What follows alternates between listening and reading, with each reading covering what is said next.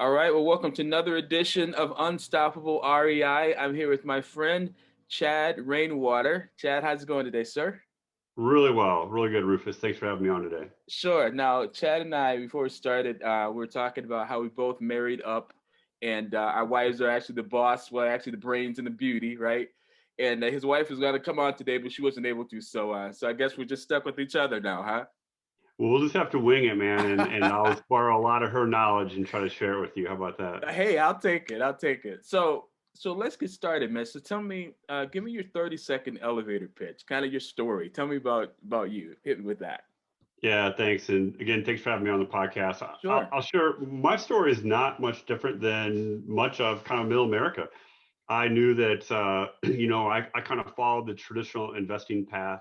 My wife and I, and we were doing all the right things and, trying to put money in 401k and try to put a little bit of money in the stock market. Sure.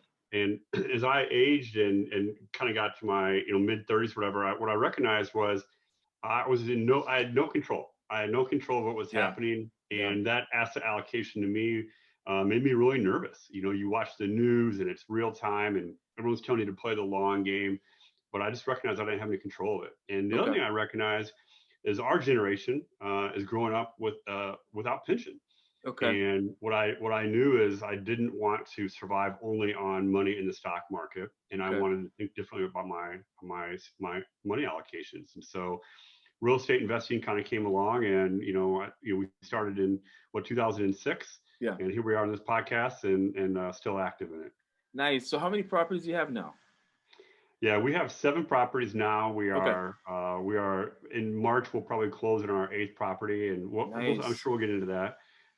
So I don't have a huge portfolio. Yeah. What I have is enough that at some point, if I have it paid down, I don't have to worry about every year of a layoff and wondering what I'm going to do next.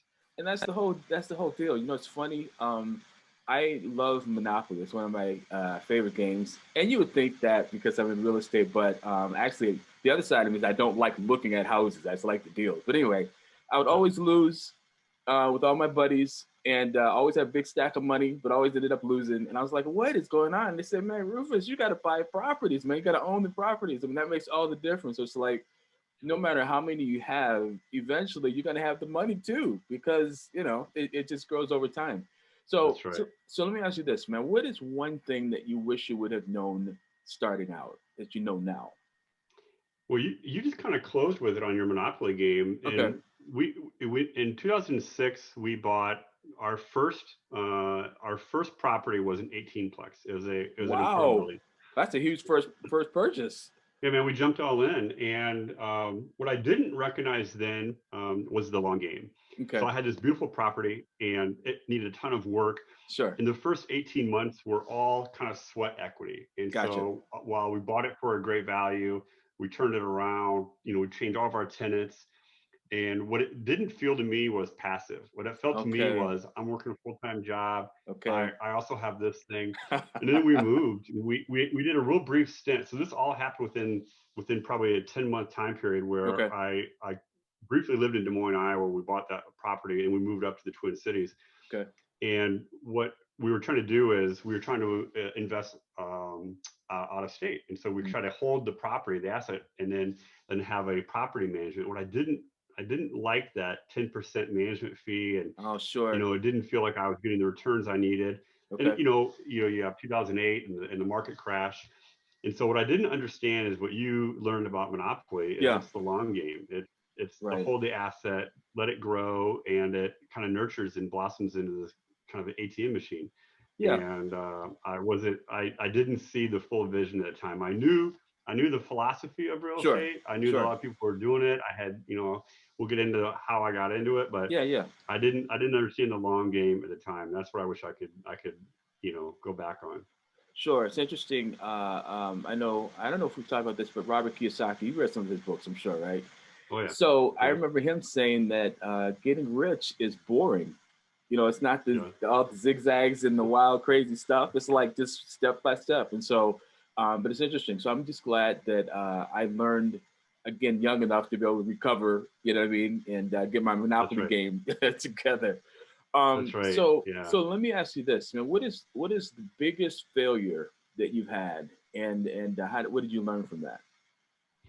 Well, you own real estate as well. What I can tell you is nearly every property there's a bump in the road. Oh yeah. But we had in 1 year for us, it was a lot of properties. We bought 4 properties in a year, Okay. and we were stretching ourselves kind of thin, and we were hustling. We were finding deals and closing on them, and we were moving fast. Okay. And one of the deals we weren't as thorough as what we could have been, Okay. and we did the traditional home inspection, but it was before, it was when you could still do home inspections and have that as part of your deal. Yeah. But what we learned very quickly is within that first month, the basement flooded, and Okay. we ended up with about a $16,000 plumbing bill. So the main Whoa. line from the house to the street collapsed, Okay. backed everything up.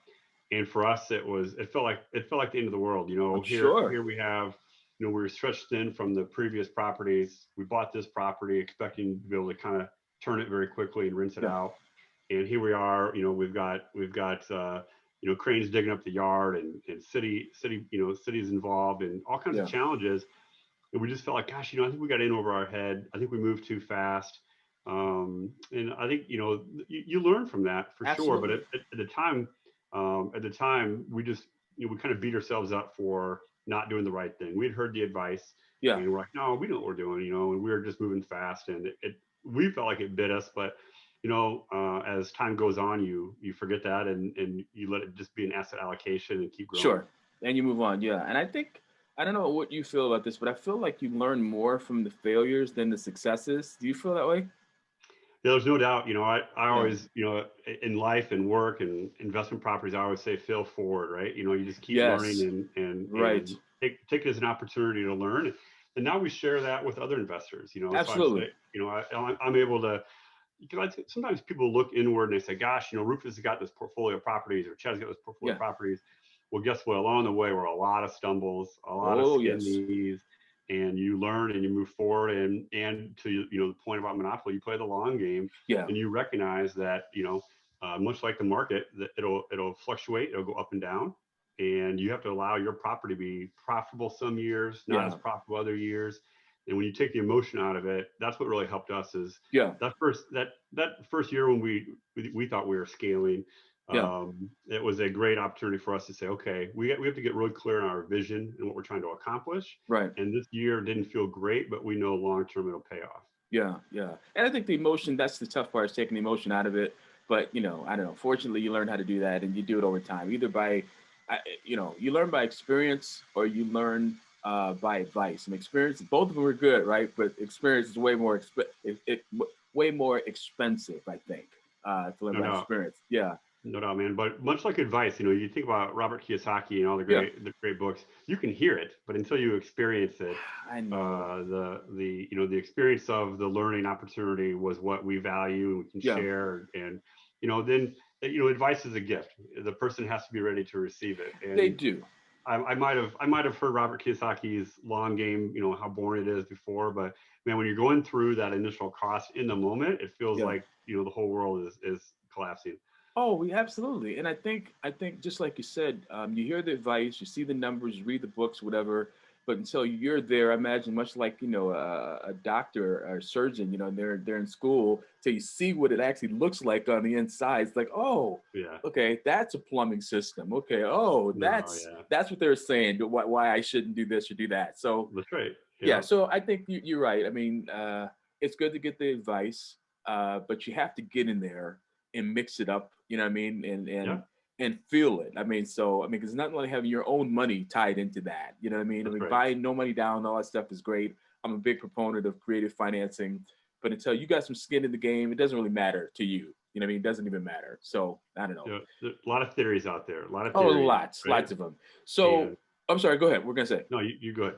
Okay, I was just going to ask, what advice would you give to somebody who, was getting started and say, "Hey, Chad has a bunch of properties. I want to do that." What advice would you give them? Well, it's interesting. It's kind of a fluid conversation because you just talked about you have to be in it. And Yeah, my yeah, advice yeah. is my advice is take action. We Okay, were probably like a lot of people. We got hooked on. We did the Robert Kiyosaki thing, and that sure. helped. Right. And we read some books, and we'll get into those probably later on. But Yeah. man, we really thought we were preparing, but there's nothing that compares. It's kind of like having a baby. Yeah. I always tell people real estate is kind of like having a baby. You read all the books and you think you have a great Yeah. plan going into it, and then all these curveballs, and there's 2 a.m. and someone's crying. And Yeah. so what I would share is, and I think this is really true in real estate and a lot of things, Okay. is courage is more powerful than confidence. People can be Wow. very confident, Okay. but lack courage. And I think in real estate, you have to have courage. You have to. We're so dependent on other people to help us guide the way. It's why we Sure. hire we hire a financial analyst or a financial Yeah. advisor for our stock market monies, because we're not quite sure what to do with it. Sure. And I think in real estate, you have to be courageous. You have to jump in and be willing to fail and fail forward and learn, and recognize the long game, like we talked about. And Yeah. then the other advice I would share is, much like you're doing and I've Yeah. done, is just find sponsors. Yeah. Find people that are like-minded, Okay. and it stretch your network a little bit, and go have a cup of coffee with the person. And I think on like Bigger Pockets, they're always trying to find someone to mentor. I don't think you Yeah. need a mentor. What I would tell you is a good sounding board and some Okay. people that have been in the journey. Yeah. I don't think anyone needs someone to do it for you. But I think just making sure that you're surrounding yourself with like-minded individuals, so you have Right. that sounding board of, hey, does this feel right? Is this, whether it's a Bigger Pockets forum, or go and have a coffee with another real estate investor, and just learning and allowing yourself to have the journey. Totally. And it's amazing to me how open people are, because it seems like kind of a scary thing, like reaching out to some, rich guy out there, whatever. Yeah. But people are really open to helping. And what I have found is by showing people that you do value their time. Hey, you know what? Can I buy you a cup of coffee? Can I take you to Mm-hmm. lunch? Hey, can I? Most of the time, say, oh no, you don't have to do that. Just yeah. What do you need? What do you need? So you're absolutely right. Reaching out, and I think that's huge. So, and you mentioned books. So what would you say have been the top resources for you along the way here? Well, it ages me a little bit, Rufus, but I started out, and I had one of the previous roles I had for work was, it allowed a lot of road time. And Okay. so back when Rich Dad Poor Dad was on CDs, Oh yeah. I had an opportunity and to travel with a good friend and mentor, my first mentor in this business. Yeah. And man, we would listen to that Rich Dad Poor Dad CD, kind of, pause the Yeah. CD, stop, kind of talk about, hey, what does that mean to you? Wow. Let me tell you my experience. And this individual was, I don't know if you've read the Millionaire Next Door. Yes. Yep. It's a great book. You're And right. he was that guy. He would never talk. He would never approach you and want to talk about his money. But if you Okay. had questions and you had, thoughtful questions, he would answer them. And he really helped me. He was the first kind of true investor that I knew. Wow. And so he introduced me to Rich Dad Poor Dad, Okay. and we had a lot of window time in the car as Nice. coworkers to Okay. discuss that and to analyze it. And so he is probably he is the reason I jumped into the apartment building. Okay. But along the way, I think Gary Keller has a great book. The Millionaire, or the Millionaire Real Estate Investor. Okay. I think it's a great book. Of course, Bigger Pockets has some good books as Sure. well. Sure. But I think that, the books, that would be probably, my Rolodex that I always recommend. And Cool. I usually give people the Millionaire Real Estate Investor. If it's a person that sounds committed versus just interested, Yeah. I'll give them, that book, say, hey, listen, read this, and that'll help guide our discussion. Because I think that at a high level answers Sure. a lot. And it really kind of helps educate the individual on, is this truly something I want to do? And I think it's a pretty inspiring book. Sure. So that'd be my book, kind of my book portfolio for sure. Nice. Now, I think I have you beat. You said that you would age yourself by talking about CDs. So when I first got my real estate license, and I don't have the license anymore, but this was like in 1990. That was when we had the MLS, but we also had the books. Very So nice. yeah, so it was just as well known, I mean, to use a book as it was to be on the computer. In fact, the computer was newer back Right. then. So it's like, Yeah. no, I'll just take, you had a choice of being, Yeah. you joined the MLS, which one you want. So Yeah, I think I that's might right. have you beat there, sir. Yeah, you've been But in the game. You've been in the game longer than I have. Good I've job. been I've been around. Well, let's just say this: I made a lot of mistakes. I think that that's I think that Yeah. that's probably what makes me most valuable is the mistakes that There you I've go. made and There, recover from. But yeah. you kind of alluded to something. I'm gonna ask you this: your mentors. Who Hmm. would you say are maybe the three most influential people in your life? Well, yeah, absolutely. I would say that I wouldn't be in real estate if it wasn't for that first mentor I mentioned. His name is Craig Amundsen, who lives Okay. in Des Moines, Iowa. Okay. And Craig was the teacher that I needed. So, I was hard charging at work, and I was going to try to take on the world. And Craig had such a different outlook where he wanted to do well. He wanted to to perform his job, but that's not. He didn't Mm. live for the title. He didn't live for the pay. He knew Okay. that was just the bridge to what he was trying to accomplish. Sure. And while other people were getting bonuses, and it was before Instagram, but you'd go Yeah. out and buy something fancy. Craig Sure. was using that money for real estate investment, Wow. and it really challenged the way that I was thinking about money and long-term planning, and obviously introducing to Rich Dad. So Craig was great for that reason.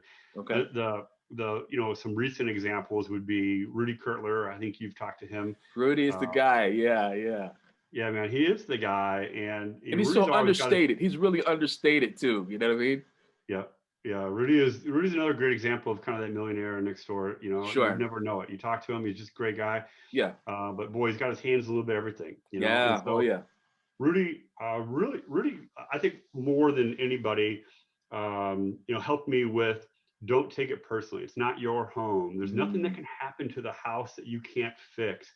And okay. that was great, from a single family home, because I think the area where people take it personally, there's a hole in the door, there's a hole in the drywall, Oh sure. you have to evict a tenant, and Rudy's like, it's just an asset, you'll Mm, repair it, and the asset will continue to be there, and okay. Rudy really helped me with a lot of long game planning too, and with the courage to move forward. Okay. And then I would tell you that my realtor, Dan Frank, he works for the Remax Advantage. I'm not sure if I can plug names or not, Absolutely, man. Plug away. but Dan Frank's the local realtor here in the Twin Cities. He's Okay. been featured in the Star Tribune a little bit. Nice. Man, he's an eager young guy, but beyond like his career aspiration, Yeah. Dan is down to earth. He puts Okay. himself into your shoes and helped us.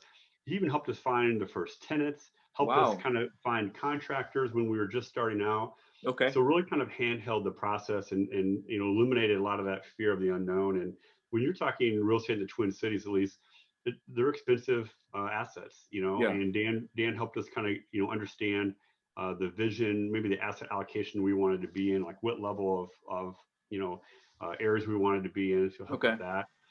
And I know you asked for three. I'll give you a Yeah. fourth one. The fourth Please. one should be the first one, and that's my wife, Katie. And I think having the right partner along the way. Yes. Um, and quite honestly, I love ideation. I thrive in ideation and vision, Yeah. and probably knowing what's going to come. I don't thrive in the details. I don't Okay. get energy from operating the units. I get energy Yeah. from making the deal, and Absolutely. knowing what it adds to the portfolio and for the long term. Yeah. And my wife is great at kind of strategizing and Okay. operationalizing the business, and that has really made a difference, because I probably wouldn't be nearly we wouldn't be nearly as effective if we didn't have that partnership and alignment on what my role is and what Yeah. her role is. And candidly, her role is 99% of running the company. Um, Nice. so Yeah. I'm with it's you been really great. 100%. And you know what's funny about that is that I hear you having a great partner. It sounds like you do. It makes all the difference. My wife too. I mean, she keeps me going, and I think more than anything else, I mean, she's one of my reasons why. You know what I Hmm. mean? It's like because I know that. I mean, I asked her to marry me. She didn't have to marry me, and it's like sometimes I wonder, like, man, well, not wonder. I know for a fact. I know how it up my end of the deal, That's and right. Yeah. in our agreement, I know I'm going totally off script here, but our agreement was okay. So I'll make the living, and you make the living worthwhile. That There was you our go. agreement. I love it. And so we homeschool our kids, and when I say we, I mean she did. That's right. Yeah. And so anyways, I know that I've fallen short often on my end of the deal, but it's like because I know that she's there and she deserves my Hmm. best, then I'm Yeah. like, I got to do this. I got to close this deal. I got to make one more call. I got to, whatever it Yeah. is. So it makes all the Yeah. difference. So anyway, totally I off love script. Go that. ahead. I love that. No, and I think that is, I mean, that's a great motivator. You Yeah. know, Oh yeah. it's a great motivator to learn and evolve and grow Yeah. and allow yourself the journey, knowing that you do have a why. Yeah. Yeah. So what do you think is a common myth, man, out there that you can debunk? I mean, we've sort of been hitting some of those anyway, but what do you think is maybe one big one? Well, I think there are a lot of myths in real estate. Yeah. One of which is real estate is a rich man's game. Okay. And Good. you know, you can get caught up in the podcast. And while I appreciate, one of the reasons why I really appreciated your podcast, it's a local podcast. It Yeah. hopefully has a national influence, Sure. but it's not only the big scalable companies you're talking to. You're talking Yeah. to the little guys, and you're talking to kind of a large portfolio of people. But we're not a 300 door type business. Sure. And we didn't come from a bunch of money. We had to get creative. Our first deal was an off-market deal. It wasn't a traditional deal. It wasn't a traditional financing. Okay. I bought that apartment building on contract, and I had to get really creative with how I got there. I didn't just have an extra $150,000 sitting around to buy an apartment building. Sure. And Sure. I think that's one of the things. And then I would say equally just as important is when and it's not a bad question, but when you tell people you own real estate, Yeah. everyone wants to know how many doors you have. And Okay. I'm never interested in doors. I'm interested in profitability, and Makes a difference. Yeah. I'm interested in appreciation, and I'm Okay. interested in long-term passive income. Those are Yeah. things that give me energy. Absolutely. To have 50 or 100 doors in an environment where it's a high touch tenant, or you have high turnover, or you have Yeah. high maintenance, is not appealing to me. And so my portfolio is not, my pride is not in the number of doors. It's Okay. in the quality of the units. It's in the financial payback of what they give me. Sure.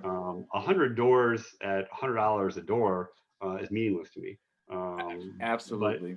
the number of quality doors I have, and the quality of those assets, and are they in neighborhoods that will appreciate and have Yeah. value and have a high level of applicants per month. Those are the things I think are really important. And people can get so caught up in listening to other podcasts where they interview people that have gone from Yeah. 0 to 100 doors in a year. Yeah. That's great. It tells you nothing about their long-term passive income.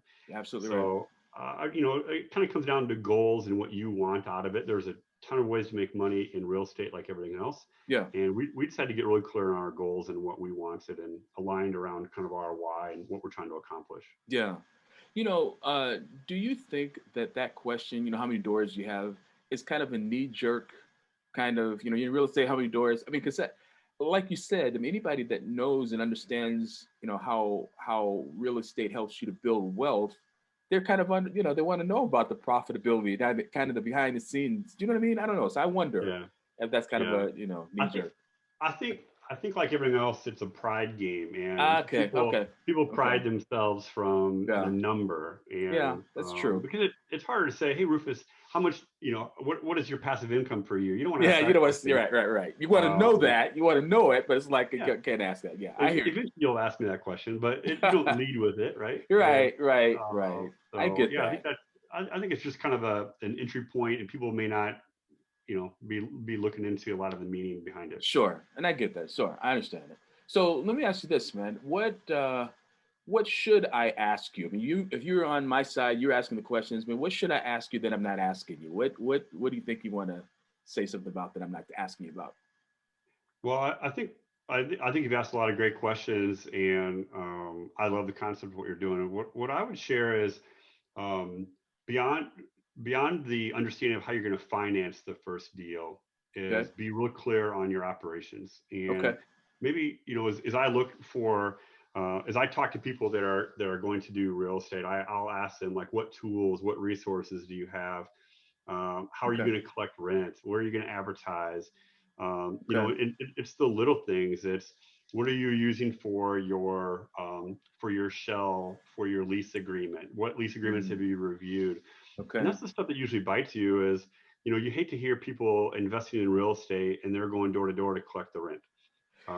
Yeah. Okay. And not that that's bad either. It just depends on how you want to do it. Right. And for us, as we talk about passive, I have a full-time job. My wife is working, and Yeah. we're raising kids. I don't want that to be part of what we do. And so we Sure. try to streamline with tools, and whether it be Rentastic, which helps us with accounting software, Mm. or apartments.com, which is crazy, but that's where we list all of our rental properties. Nice. And I think the other thing is, um, never underestimate, if you're going in with a partner or a marriage, Yeah. is just the importance of alignment and regular communication. Oh, sure. And a lot of people will have a quarterly meeting with their financial advisor, Okay. but also just the frequency of your touch points with the partner. And Yeah. hey, what are we seeing for expenses this upcoming quarter? What are we seeing for challenges or turnover, or Okay. what should we be considering? And then be able to bounce ideas off one another. Yeah. So the art of the courageous part of taking the first step and making a deal is great. Yeah. And then I think you have the systems and the rhythm or the operations to keep those deals moving forward on a Sure. quarterly basis. Man, you're firing off some gold nuggets, man, because, going back to Robert Kiyosaki, he talks about how that the system is what makes the business valuable. I mean, first of all, you want to have a business. Like you say, you talk about passive. Yeah. You don't want to be out there knocking on doors, collecting the rents, although a lot of people do that. And maybe you have to start that way, fine. Yeah. But to eventually build something that's a system that you can go and not have to physically be involved in all the time, but yet it still continues to grow and prosper. And that is because of the systems that you have. Yeah. Interesting. So let me ask you, I'm gonna hit you with this question before I hit you with the last question. And that is this. How can someone reach out to you if they want to connect with you? What's the best way to connect with you? Yeah, it's interesting. So our business is not we're not out there advertising. Okay.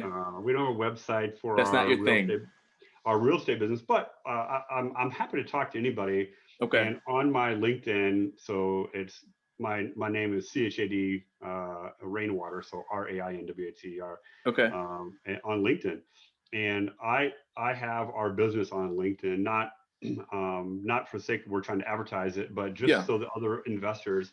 And that's how a lot of people find me is, I used to be active on Bigger Pocket. I'm on Bigger Pockets on the forums, on the chat there. But LinkedIn has proven probably the most effective for you. For me. It's something I'm on a lot. Nice. And that's what I'll respond to. And whether it's, to your point, having a cup of coffee with somebody or meeting someone for lunch, I think a lot of us are all willing to go help that, that first step, or collaborate too. There's a lot of people in the industry that love to do meetups and that kind of thing. And I'll attend those occasionally as well. Totally. That's great. Well, we'll definitely be having some coffees and some lunches. We got more to talk about here, but, and it's interesting. Yeah. I don't think that I've used, LinkedIn to its fullest capability. I think there's a lot more that I don't do with it. And it's funny. I guess I just want to mention this to you that, I think both of us have a lot of respect for Rudy, but he has a lot of respect for you, man. Because I asked him after we talked, I said, so who can I talk to? Who else can I talk to? And he only mentioned you. And it was interesting because, and I was thinking, I mean, anyway, he thought you were great. And it's funny because as great as he thought you were, your personality, you're just a really low key guy. But I know that I can tell that you're a brilliant real estate investor. I mean, so I appreciate you taking the time to work with me and talk with me. That's why I'm saying definitely we're going to be having some coffees and stuff. But anyway, I'm getting off script again, but I'm just enjoying this conversation. So here's the main question I want to ask. Not the main one, I guess, just the ending question. So if you were to Google the term real estate investor failure rate, okay, you'll see that real estate investors fail. 95% of the investors fail. Yeah. And so I guess this is a two-part question. How do you define the word unstoppable? And when it came to creating success in an industry with a 95% failure rate, how did you make yourself unstoppable? Yeah, I like that question. And sometimes it's harder to talk about yourself than it is the business, right? I understand. Yeah. But I would say this, unstoppable is an interesting word.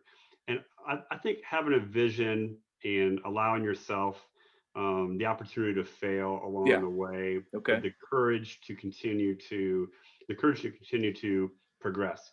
And that's what creates unstoppable. Okay. And I think a lot of people stop before the first action, and it comes down to courage. Yeah. But I think that the unstoppable means you're evolving. You have a Okay. growth mindset, and that every day, every time that you talk about this business, you have a willingness to learn and to Yeah. give back. And that's what makes you unstoppable. Is Nice. you never become all knowing, and by all means, there's so much to learn. It is such a vast industry. Oh, totally. Yeah. Yeah. But one of the things that maybe to go into the second part of the question Yeah. around failure rate is I think people are not narrow enough with their expectations. Okay. There's commercial real estate, there's multifamily, Okay. there's townhomes, there's single family units, as you know, and then there are classes of allocations along the way, and you can have Sure. very expensive homes, middle class homes, entry level homes, and all of them bring different Right. challenges Right. and opportunity. So what I would say is um, you don't have to have a concrete definition or vision of where you're going, but kind of back to that unstoppable, you Yeah. have to have vision and you have to have parameters and kind of Okay. know what you want to do.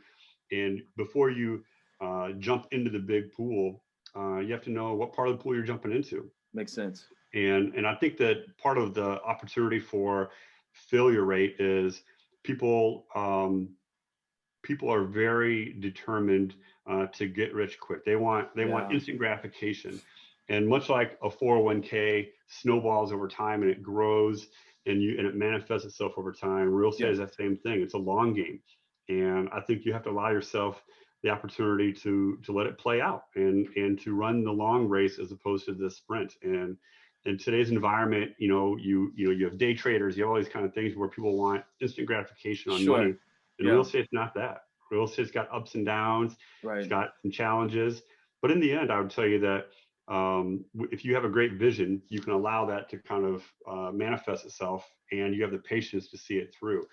That's what I would say to you is much like you've experienced. You've been in real estate longer than I have, but for us, every year it gets better. Every year Yeah. we own it, it gets better, and you start to see it come together, and that Sure. long game is starting to pay off. So for us, that would be the reason why. But I think having the courage to allow yourself to fail is quite honestly where a lot of people don't make it. That first bump in the road, Sure. they sell off. Hey, this is not for me. Or you have a troubling tenant. Well, I don't want to. I'm not good at managing people. Mm. You don't have to be. Just be willing to hire somebody out that can do that for you, and be willing to hire out the areas of the business that you don't enjoy, but hold on to that asset and keep that diversification of what you're trying to accomplish. I love that, man. I love that. You use the word courage so much and patience, and it's interesting to and I promise I'm not going to keep this going any longer. I just am enjoying talking to you. But courage is such a, I don't know how to describe that word, but it's a big word. It's like It is. it takes courage. I mean, I don't know even how to define it, but it's interesting because in the long game. So it's like, so being unstoppable has to be, and I love asking people that because everybody has a different definition. But the bottom Right. line is you got to keep moving. It's like just take Yeah. another step and believe that you can do it and kind of keep going. And there's all these Yeah. different pieces, the systems and all that stuff. So, man, all right, you and I are gonna have to talk again because this is way not enough time at all. I I'd got to love get to. you. I got to get your wife on. We got to talk to that. And I heard I was sharing what you were talking. We were talking about with my wife. My wife's like, "Hey, I need to get on this." So we That's it. might have a double date here. We have to do. I don't know. We'll see. Yeah, I'll But just share with your viewers real quick. yeah. The when you called and I know you know the story, but when you called me and I shared with my wife that hey, this gentleman would like us to be on a podcast or me to be on a podcast. It was the most deadpan look ever. It's like, why does he want you on? I'm Oh like, my I don't gosh, know. Rudy told me that we're in real estate, and she's like, well, what are you gonna tell him? I'm like, I'll think of something, that's you know. hilarious, man. That Yeah, is hilarious. But that's it. Yeah, that's exactly what my wife would have said. So, yeah. but I'm glad that you came and talked to me anyway. And this was great. And I'm sure that people are gonna love what they hear from this. So I'm gonna wrap it up there, man, because I know that I'll keep hitting you with questions. We'll talk more, but let's promise to connect it up again at other times. Is that cool? Absolutely, man. I'd love to. And then if it's any deeper questions, I'll make sure I bring the brains behind the operation. Then. How about that? Let's do it. I'll bring the brains too. So good. All right, there you All go. right, buddy. Take care, Chad. Good talking with you, man. Appreciate everything, man. Thanks for All right. having me on. Thanks. Talk to All you right, soon. take care. Bye-bye.